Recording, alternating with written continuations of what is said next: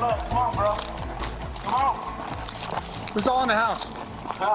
Who's all in the house? It's me. Who's You are looking at Bodycam video just released that gives us a breathtaking point of view of what happened in Phoenix last week. The Phoenix Police Department has just released this video on Twitter. This stems from that standoff and shootout. 5 officers were injured, 4 more were hurt by shrapnel. The suspect barricaded himself into a home and then later ambushed additional officers who had responded. Just so we're all on the same page here, this is the shooting that involved someone bringing an infant out of the house and setting the infant down in the front yard, giving themselves up to police, and then police going in to get that infant. They too were ambushed. This is the shooting that touched it all off. We'll watch it from beginning to end. Come on. You're sucking our own blood. Come on, bro. Come on. Who's all in the house? Huh? Who's all in the house? It's me. Who's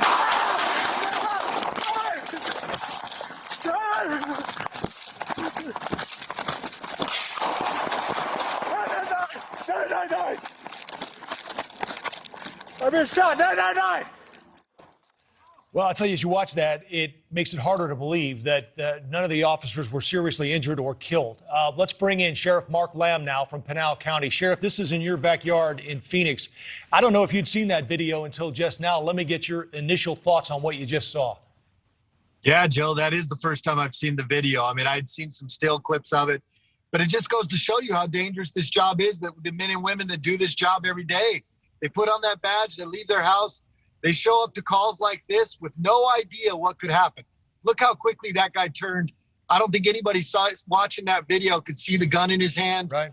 And we're forced to make split-second decisions. But like you said, Joe, I'm just glad that everybody now is out of the hospital and that nobody lost their life, because that could have been much worse. The other thing I think of as I watch this, and I'm sure everyone has different thoughts, but one of my first was when you heard the officer say, who else is in the house? We should probably remind people, Sheriff, that this started as a call for a woman shot in a home. So the officer obviously had an indication that there was trouble inside the house. Yeah, and they were going at the house because there was a baby involved as well. They were trying to rescue the baby.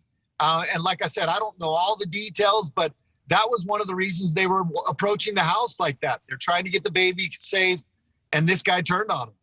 The other thing that stood out to me as I watched this and thinking about how this might have gone down is I can understand the officer approaching the house, and we'll show it again here, but you can hear the suspect in the house saying, come on, urging him to come in. She's choking on her own blood, he says. And then as the officer approaches, I can see where the officer would sort of just default into life-saving mode, which is what you guys are asked to do as well, not necessarily think he needed to assume a defensive position based on the man in the doorway. Absolutely. And that's why he was able to gain an advantage. These guys were trying to do their job, save the baby, save this woman. They're going in there expecting that, and then this guy turns on him and starts shooting at him. But this is the reality of the profession we're in. And, that's why I think it's good that Americans, not good that Americans see this, but hopefully Americans that see this realize how difficult this job is and how these men and women put their lives on the line every day, and they deserve much more respect than they've been getting in the mainstream media and from politicians. The other element of this, Sheriff, that I'm sure will stand out to people is what happened next, which we have not really seen either in the form of body cam. That's what makes this, I think, so stunning, is that we had not really seen it from this perspective. We heard that the officer had been ambushed. This now gives us a point of view of exactly what that officer went through. What we haven't seen is what happened when they brought the baby out. But we can, again, assume that when this man brought the baby out, put his hands up, and gave himself up, I'm guessing that every officer on that scene probably thought the threat had been neutralized and the threat was over. And then when they went in to get the baby, that's when the officers were ambushed yet again by someone in the house they didn't know was in there. That's right. I mean, it's just layer upon layer. It was a bad situation. And like I said, we're just fortunate that nobody was killed. It's terrible that 9 officers were hurt. And my heart goes out to them and their families. They got a road to recovery. But it just goes to show you this is a dangerous job. And I'm glad there's people that are still willing to do it. Yeah, let's, Sheriff, for those who may be just tuning in, play the clip one more time for them with the audio so they can hear it. Oh, blood. Come on, bro. Come on. Who's all in the house? Huh? Who's all in the house? It's me. Who's you? I mean, that was point blank. I don't know how that officer survived. I really don't. But, Sheriff, the other thing I think is all of these calls, I'm sure, will be looked at by law enforcement across the country as a learning experience. Every call is, what is the training lesson from what happened here and what we've seen? Well, I mean, look, these guys are very well trained. I'm not going to say they did anything wrong. I think most police officers in their position would have done the same thing. We think we're, like you said, Joe, we're going in to help somebody. I think what's more of the takeaway here is that Americans should be disgusted. If Americans are not disgusted by not just these 9 officers being shot, it was a total of 13 officers, I think, in a 48-hour period that were shot at. That means that we are doing a terrible job as a country supporting the men and women, that we are undermining the rule of law, enabling and giving the criminals the empowerment to feel like they can do this to our police officers. We're on a bad track if that's what this is. Hopefully Americans will say enough's enough. We need to start protecting our police, stop this defund the police nonsense, and let's get back to a country of the rule of law, because that's what's made America strong for so long. Well, just to button up, because at this point, this video just came in, Sheriff. The woman who was originally shot in the house by the suspect died. And the gunman as well, who was in there in the end, we found out later, also shot and killed himself. Just a horrible story. And again, this just came down before we went on the air. Sheriff Mark Lamb in Pinal County, we appreciate you pulling over and adding your perspective. Thank you, Joe. Appreciate it. Take care. God bless. Now to the crisis at the Russia-Ukraine border. That is the pulse of America. A lot of developments over the last 12 hours have brought this situation to the forefront. President Biden saying an attack is imminent and the risk is very high. Every indication we have is they're prepared to go into Ukraine, attack Ukraine. But keep in mind, intelligence from the Biden administration previously suggested Russia would invade by yesterday. The president also saying today a diplomatic solution is still possible. But right after he said that, NewsNation confirmed Russia expelled our #2 diplomat from Moscow. The State Department telling us the move was unprovoked and ratchets up the tension with the U.S. This all follows a shelling on the Ukraine front line, actual shots fired, and Russia accusing Ukraine of humanitarian crimes, considered by some to be part of a possible false information campaign to justify an invasion. That's what we know. What about what we don't know? The Wall Street Journal suggesting U.S. spies can't crack the code on Putin after trying to do so for almost a decade. The report saying they're guessing as to his next move, and that's where we are tonight. Let's bring in Tony Shaffer, a CIA-trained intelligence officer, frequent guest of the program. Colonel, it's always good to see you. The last time you and I talked, we were both a bit skeptical of this invasion, especially the longer it went on. Has anything changed for you? So, yeah, 2 things. First, I think we do understand Putin. We don't understand his inner workings. So there's a distinction there. Putin's made it very clear, Joe, that he wants to reestablish the old Soviet Union. He's been on that path since 1999. So I think we're clear on that. The problem is we have people right now dealing with the situation who I don't believe have a full understanding of Soviet tactics. That's important. Remember, the Soviet Union has not changed dramatically how they fight. And I think what you saw yesterday was a misreading of intelligence. A number of my colleagues and I spoke about this, to include former generals who were involved in the Cold War. What you probably saw yesterday was a warning order. There's a warning order that went out from Putin to all the forces saying, be ready on this date. That's not an invasion order, that's saying be ready. So I think you have people misinterpreting this inside. But by the way, Joe, all these people who are helping advise me are available to the administration. The administration seems to not want to listen to them. That's very dangerous. Secondly, the situation is, in my judgment, very clear that there's going to be some military action. Looking at this from the Cold War, what we would have had to do to defeat the Soviet Union had they come full on, they're not going to do that. He has 100,000 troops arrayed, but he doesn't have the logistics to back up a full-blown invasion to go in there. Remember, Joe, Ukraine's a huge place. Right. And to move all sorts of troops across the border in there, it would take weeks, and I don't think Putin has a stomach for it. And why would he? He's getting everything he wants incrementally, little by little, and you pointed it out. We've been talking about this for a while. Putin seems to be very happy with the idea that he's pushing us around. He's probably going to go militarily next week after the Olympics. He doesn't want to interfere with China's time in the sun. And I think it's going to be limited. He's going to take Donbass. He's got enough ships to secure the ports along the sea corridor to basically make sure that they can link Crimea back to the old Russian landmass. So I think that's what he's going to do, and I think he's going to go next week. So war game this out for us, Colonel, because I'm sure we have, and you probably have. I'm guessing the first few days will be easy for him, for the Russian troops. What happens after that? So I think he's going to go for a political solution long term. Look, he's not unwise on this. He does not want to create conditions where he's bogged down. I think he's going to go for limited incursions to achieve certain specific military objectives and try to push out Zelensky. Ultimately, Joe, if he can maintain a limited incursion and do things to limit damage, remember, part of what he's trying to do here is achieve a control of the economic benefits of Ukraine. You don't want to go destroying things, because the more you destroy, the more you got to rebuild. So I think all those troops you see around the top there on the north to the east, they're not going to go into any great degree. With that said, I think they're going to take certain parts, link it all back through Crimea, and I think that's what we're going to see within about 10 days. There's still what we've been calling, Colonel, the tale of two cities, where we've been hearing an awful lot about this in the U.S.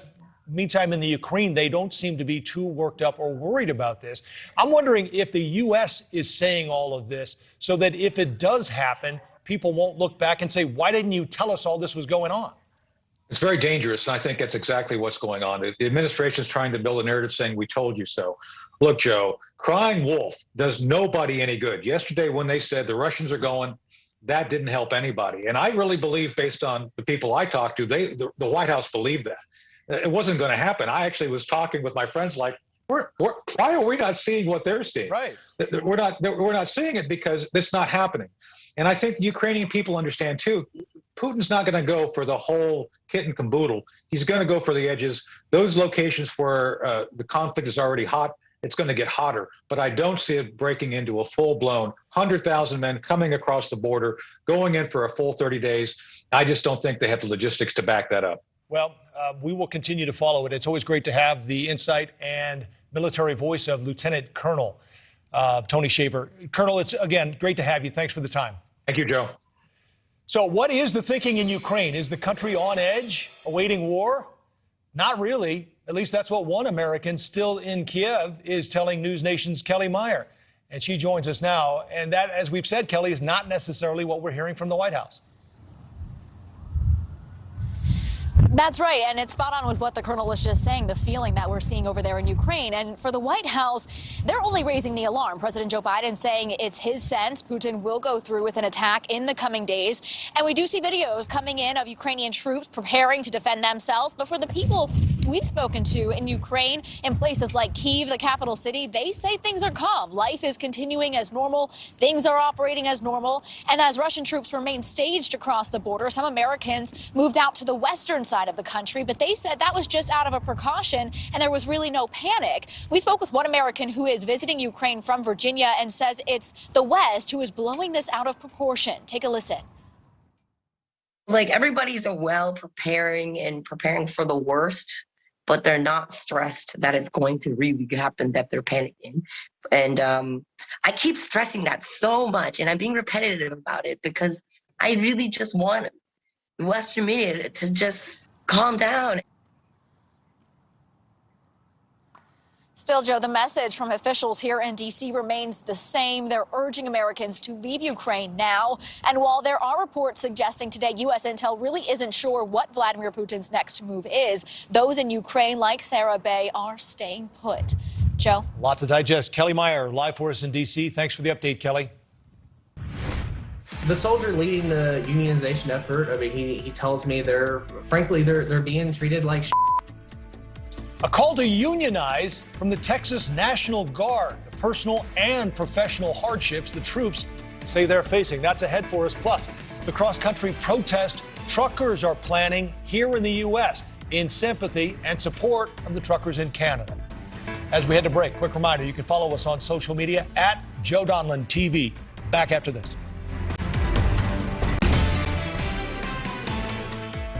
Texas National Guard troops assigned to the southern border are working to unionize after several reports of poor working conditions for those assigned to help guard the border as part of Operation Lone Star. Governor Greg Abbott's program is aimed at curbing the crisis at the southern border.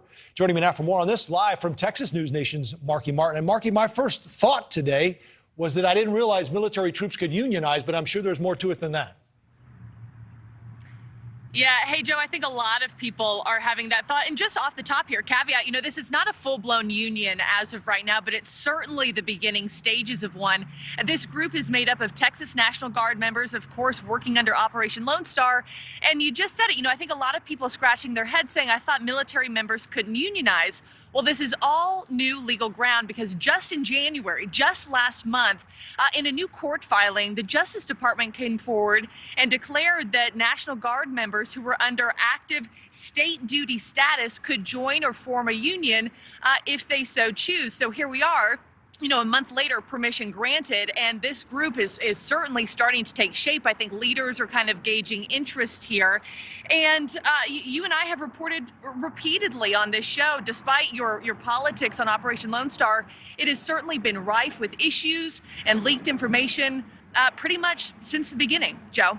Marky, I guess I'm also surprised that we've been talking about this, as you said, for a long time, that some of these things haven't been addressed or at least taken care of to the point where these Guard members wouldn't feel the need to organize. Have they made any, headway on trying to fix some of what these complaints have entailed? So the Texas Military Department has come forward saying, hey, some of these issues were unavoidable, but we have taken steps to fix them, but still big problems remain. We've heard from soldiers who have come forward who worked under this operation who have said conditions are horrendous, and I think probably namely pay problems. This operation has been plagued by pay problems. Some soldiers saying they're behind by a month or two in getting their pay and paper checks. No clean bathrooms. They're not able to leave their post when they're facing big problems at home, like losing their civilian jobs, running out of water. And in fact, today we talked to an Army reporter with military.com. He said, hey, you turn the pressure up high enough for long enough on these people, and now we're having behavioral problems. Here's what he said today on this union. The soldier leading the unionization effort, he tells me they're being treated like shit. They were ordered to not talk about the mission on social media or to reporters. Their leadership in that state are trying to gag soldiers from talking to the press and airing their grievances. And that is what motivated them to organize. And that union leader is actually staying anonymous just until this thing kind of grows stronger legs, until they feel like they're in the clear from retaliation. And also interesting, Joe, I wanted to share just last night that leader actually started a thread to Reddit announcing the very first meeting for this possible union will be next week. It'll be on Zoom. He encouraged anybody and everybody to come forward, share concerns, struggles, kind of strategy plans. He says, depending on your base pay, the charge for this union would be about $28 a month. So we'll see where this thing heads, Joe. We will indeed. Marky Martin, thanks for the update. There absolutely is something in the works, and I know that on firsthand knowledge, but we're not really trying to go too public with it. We're trying to keep it in-house as much as we can because we want to make sure that this stays a grassroots movement. That was truck driver Brian Ilesley on the broadcast last week, confirming plans for a trucker protest against COVID mandates here in the U.S.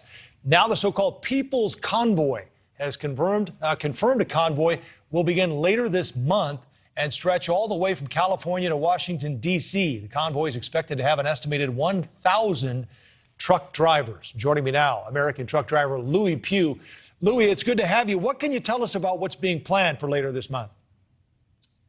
Well, other than what you've said, as far as just a grassroots movement, I was an over-the-road trucker myself for almost 25 years, small business carrier, and now I'm the executive vice president of the Owner-Operator Independent Drivers Association, who, we represent small business truckers. We have a lobbyist office in Washington, have been doing this for almost 50 years. We were started in a protest kind of like this in the early 70s with oil embargo. And we realized real quick that you have to have a ground game too after you have a protest, and the TV cameras and the media and everybody, trucks go back, everybody goes home. You got to continue the fight, because unfortunately this stuff doesn't get fixed overnight. And, but would this just be a convoy, Louis, or would it be a blockade like we saw in Canada? Well, what we're understanding, and again, this isn't we don't have a lot of information other than what you're hearing as well. As far as we know, it's just a convoy. We don't feel that anybody's going to blockade anything or anything that we've heard of. I mean, the problem always with any of this stuff, just like we've seen in Canada, a lot of times in the truckers, it's other people get involved in fringe groups because it's getting a lot of national attention, and they create problems and havoc for other folks in America that are trying to get a message out there. And a lot of times, unfortunately, this message gets lost in all this noise. What's the message, Louis? What is the message? And why do this now? Well, I think this is a long thing that's been coming. Truckers for so long have not been listened to by this administration, past administration, heck, for the last 40 years. There's so many things messed up in the industry. I know these guys are using the mandate, and they're talking about the mandate, and that's why they're doing this. But there's a lot of other things in trucking, and I think truckers are fed up. I know as a trucker myself, I was fed up. You can't get a safe place to park hardly. There's regulations, all kinds of regulations is being forced that have nothing to do with safety. We have large carrier groups out here preaching a driver shortage when there isn't a driver shortage. There's a driver retention problem. They're not paying guys well. We have a huge turnover problem in the industry, but we don't have a shortage. All that is to keep wages down and to continually treat drivers poorly. And truckers are just tired of it. Interesting. A lot of interesting points there and a lot to think about. Owner-operated Independent Drivers Association Executive VP Louis Pugh. Hey, maybe come back and join us when this convoy happens, huh? Anytime you'd like me to come on, I'd be more than happy to talk to support our some truckers out there. But as far as the convoy, we don't have a lot more information than you do. We'll see what happens. All right, Louis, thanks very much. Thank you. A 1983 cold case names a former Florida deputy as the only probable suspect. More on the secret behind the badge. That's tonight on NewsNation Prime, 9 Eastern, 8 Central with Marnie Hughes. One of Shark Tank's biggest success stories, Cousins Maine Lobsters. What's their advice for the 5 million Americans who are starting their own business? We'll ask them. Plus, the surprising number of workers who say they do not want to return to the office, and what it says about the cultural shift in America. Back with that and more after this.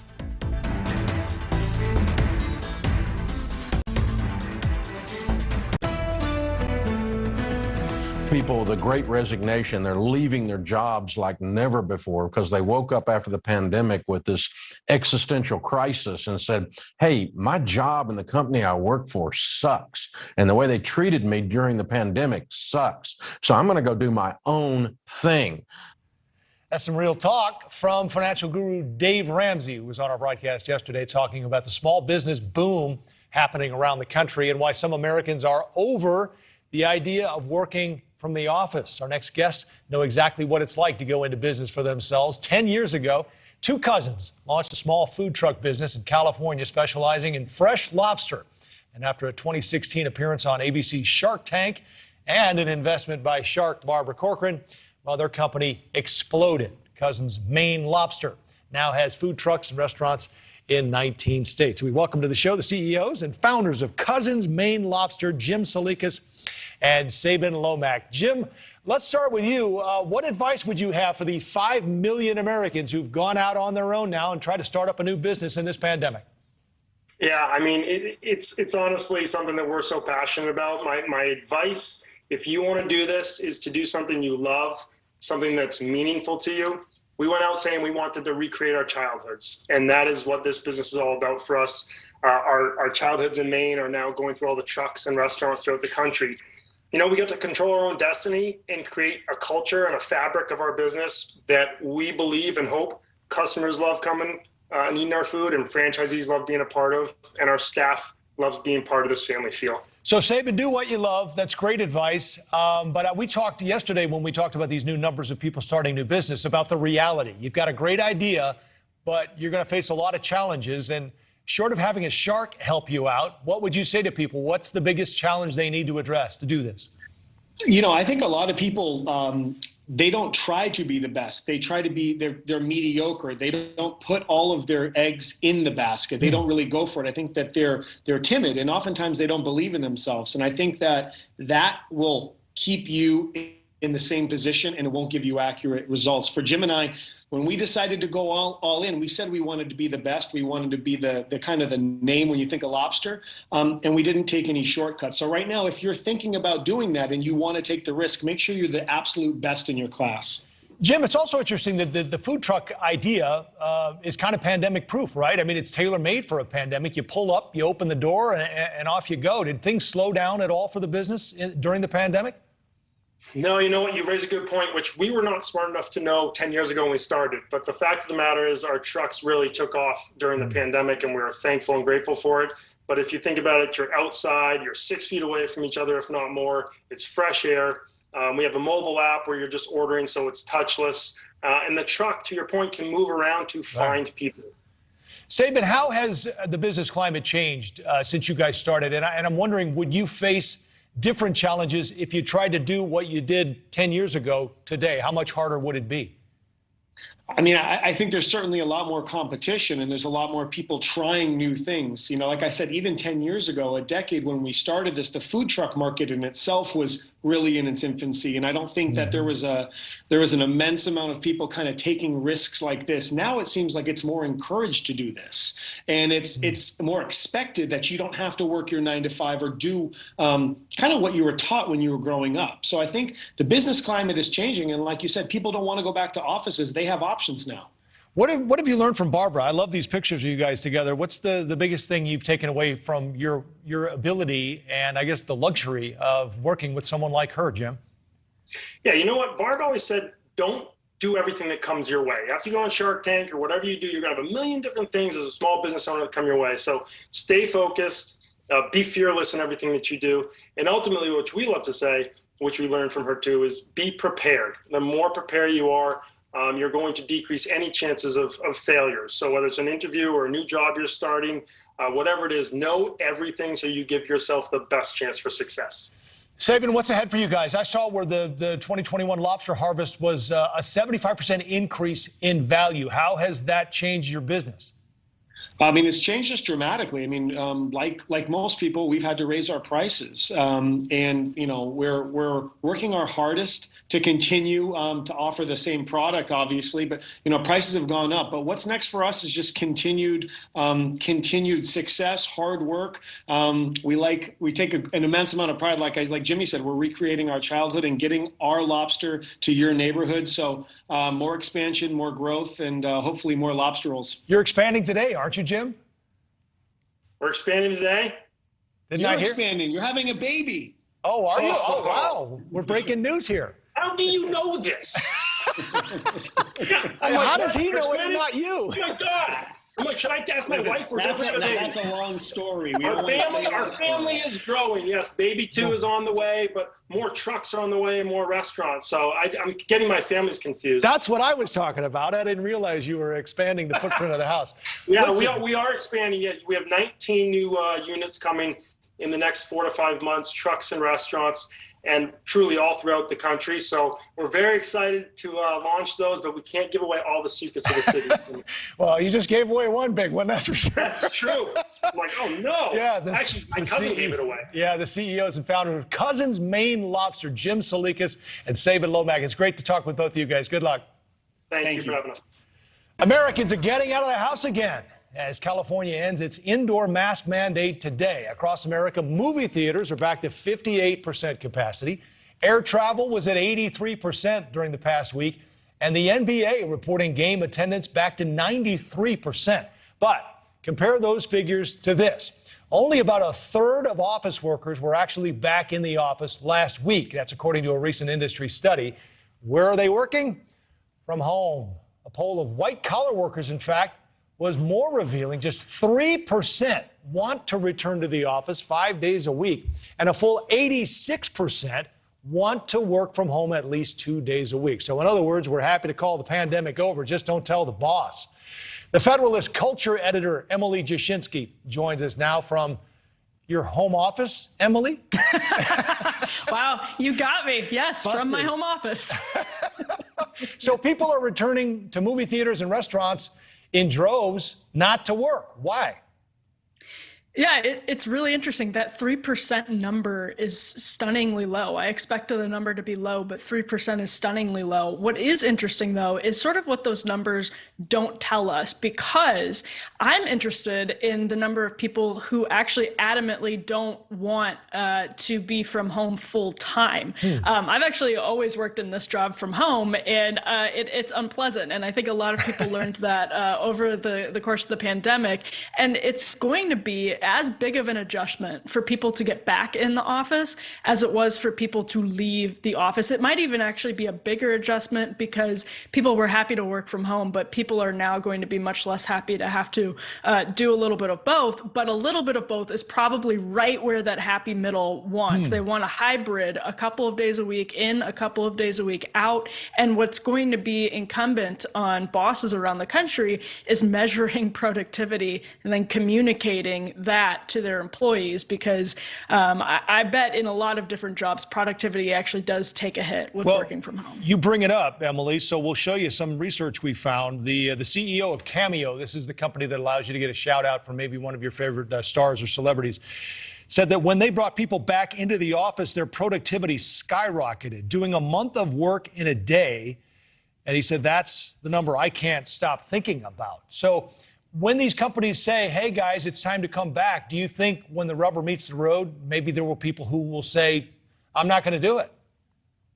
Yes, and I think that's part of the job market right now is people are going to say that, and they're going to look for different work because they have now for 2 years reorganized their entire lives, their childcare in many cases, their commutes, their homes around the hybrid or entirely work from home model. So to switch back, I mean, that's why I say I think it's a bigger adjustment than what a lot of people went through in March and April of 2020, because you're now having to take what was established over the course of 2 years and dismantle it essentially, or make it work in a hybrid model. And I think we're actually headed for some tension because of exactly what the Cameo CEO found out, because we've kind of acclimated to something that it's not the same. I mean, no matter how you slice it, I like being able to work from home sometimes, but it is truly not the same. And as that productivity, as people find new ways to measure productivity and better ways to measure productivity, that's going to set up a clash. And I'm sure people are already dealing with that,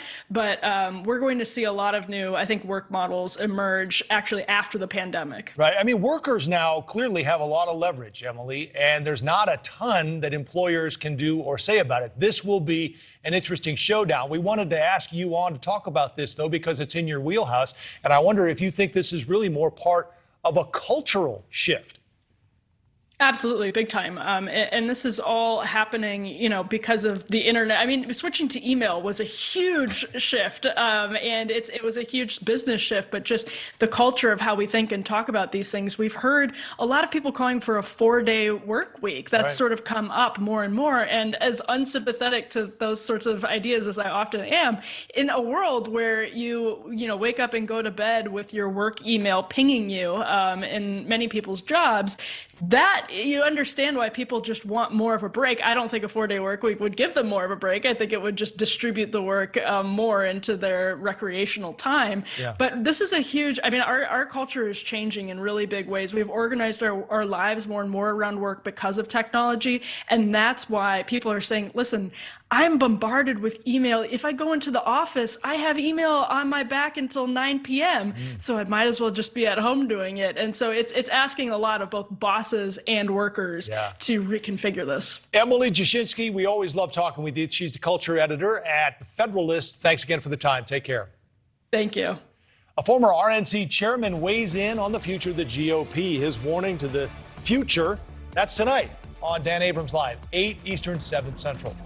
No Yoko here, how Sean McVay's fiance put the retirement rumors that we talked about yesterday to rest. Plus, spring training was supposed to start this week, but didn't. The question, did you notice what baseball has to do to make people care more about baseball again? From none other than big baseball fan George Will. He joins us next.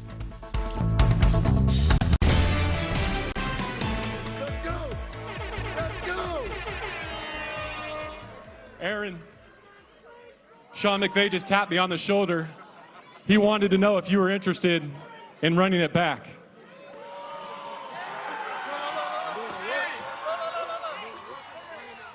Run it back! Run it back! Run it back! Run it back! That, of course, LA Rams head coach Sean McVay at the Super Bowl parade yesterday after rumors circulated that the youngest coach to win a Super Bowl might call it quits. Well, his fiancee put that topic to rest in an Instagram post. Veronica Coleman gave a straight-up answer. No, McVay is not retiring from the NFL. Good news for the Rams and their fans for sure. Another video going viral from yesterday's Super Bowl parade. Here is that. Photographer Kelly Smiley there. You just saw her disappear. She works for the NFL, NBA, and NHL. She was getting ready to take a picture of Rams quarterback Matthew Stafford when she slipped and fell off the parade stage. There she goes again. Stafford turns away after this fall. He's been catching a little heat for that, but his wife looks on in shock and then did make an effort to check on the photographer. We found out today that photographer Kelly Smiley fractured her spine, and a GoFundMe account has been set up now for Smiley, and thankfully it has already passed the $43,000 mark. Tonight we're also learning that Stafford and the Rams released a joint statement on that saying, "We've been in communication with Kelly Smiley since yesterday's incident. We're sorry for what happened.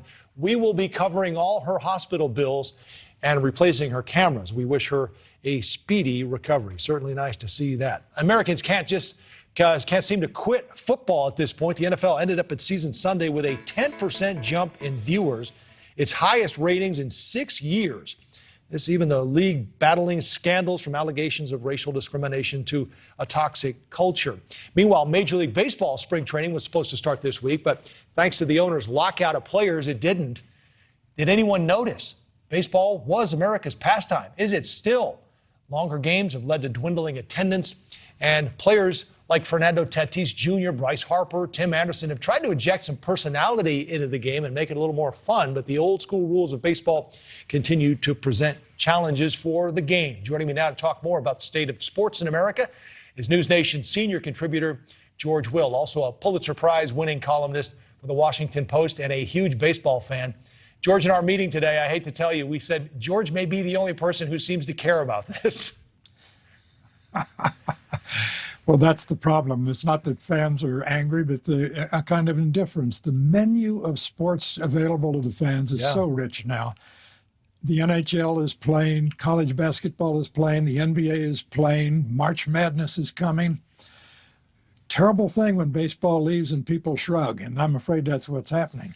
And the curious thing is, you're quite right that football today dominates the landscape. And no one seems to be queasy about the fact that we know, we don't suspect, we know as a matter of science, the damage that football is doing through repetitive brain impacts that bring on degenerative disease later in life. You know, in the 1950s, when television exploded across America, the big programming was the Friday night fights. Well, no one watches boxing anymore. I don't know the name of the heavyweight champion who was one of the most well-known Americans in the 50s. Do you? Right. I don't know who it is. So sports rise and sports fall, and if baseball's not careful, it's going to fall. Tyson Fury was the last one I heard. I don't even know if he's still the champ. But point taken, George. The other thing I looked up today, because I am a baseball fan. I love baseball. I enjoy the game.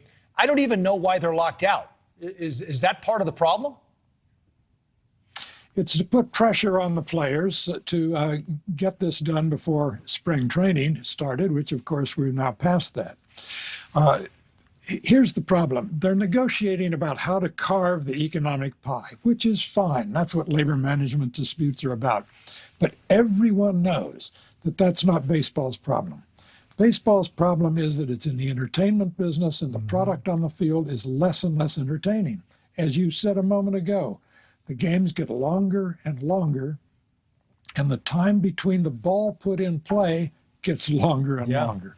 Longer games with less action is a really bad combination. At this point, the ball's put in play usually about once every 4 minutes. Now, young people particularly, their minds are wired to the speed of digital life. They're not going to put up with that. Yeah, you got to work hard to keep their attention. Let's talk about a quick NBA note, George, while we have you. Kyrie Irving can play in Chicago but not in New York because he's not vaccinated. There are two key people now who say, yes, this doesn't make sense, but they're not willing to do anything to change it. That being Adam Silver, the commish, and also the mayor of New York City. How much does this say about what we're going through and where we are right now with COVID? Well, it's a nice summation of the madness of what we've fallen into in our COVID policies. You're quite right. Irving can play in Chicago, but not in his hometown of Brooklyn. And a Chicago Bull player who's unvaccinated can play in New York, and Irving can't. Now think about that. What are we trying to protect in this case? The fans, the 18 to 20,000 fans in the stands aren't going to be threatened by him not being vaccinated. The players on the court are going to have other players who aren't vaccinated perhaps there. Now, 98% of the NBA is vaccinated. Right. But this is a classic example that is exasperating people, that they just don't see the rhyme or reason to these regulations. Yeah. The other comparison I make, George, is the fact that we all walk through airports, millions of us a day walking through airports without any idea who's vaccinated or who isn't. But that'll be a discussion for another day. Meantime, fans back at about 93% in the NBA. NewsNation senior contributor George Will, it's good to see you. Thank you. Glad to be with you, Joe. On Balance with Leland Vittert starts at the top of the hour. What are you working on tonight? Hey, we're sticking on the sports theme at least for a little while. There is a very oil-rich kingdom which feels as though it can revitalize its image through golf. And they're throwing hundreds of millions of dollars at it. It's pretty interesting. Which one is it? That's why you got to stick around and watch. Isn't there already a PGA stop there? There is, but now they want their own tour. Their own tour. Their own tour, and they are saying to some of the biggest names in golf, we will pay you hundreds of millions of dollars, more than Tiger Woods ever made, to then join. And there it is. We just gave it away. Yeah, interesting. All right. Thanks, Leland. Talk about close calls. How's this? A trooper on a traffic stop almost got hit by a car. Wow, scary. That's tonight's Snapshot as well. Coming up next. We've covered the rigors of policing in America extensively here on the show, and for a state trooper, a traffic stop almost turned deadly. Check it out. In Colorado, a trooper pulled over a car for speeding, and after getting the license and registration, the trooper goes back to his motor, and seconds later, you see the SUV come crashing in and hitting that sedan, barely missing the officer. Colorado State Police say, unfortunately, things like this happen all the time. Luckily, no one was hurt in this one. Tonight's Snapshot now. First graders coming to the rescue of their teacher in Limestone County, Alabama. First grade teacher Tracy Hodges suddenly started having a seizure, and her first grade students ran to the school nurse and another classroom for help. Fortunately, Miss Hodges turned out to be okay. Good job on those first graders for coming to the rescue. That's our time on Balance. Next. Thank you for watching. Click the red subscribe button below so you can get more of NewsNation's fact-driven, unbiased coverage.